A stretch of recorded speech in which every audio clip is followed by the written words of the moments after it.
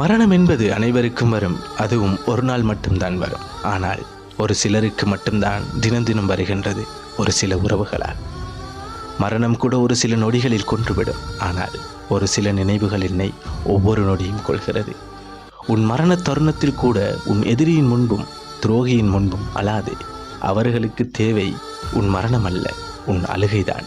சில நினைவுகளையும் சில உறவுகளையும் மறந்து தேடுகின்றேன்.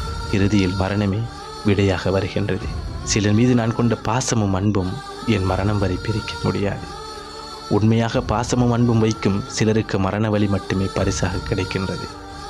காயப்பட்டது உடல் என்றால் மருந்து கொண்டு தீர்க்க முடியும். காயப்பட்டது மனம் என்றால் அதை ஆற்ற இயலாது. சில வழிகள் மரண வலியை விட கொடுமையாக இருக்கும். உன் மரணம் வரை நினைவில் வைத்துக் கொள்ள வேண்டியது, எதுக்காகவும் யாருக்காகவும் உன் தாய் தந்தையை எந்த சூழ்நிலையிலும் விட்டுக் கொடுக்காதே. மரணம் என்றால் நான் பயந்து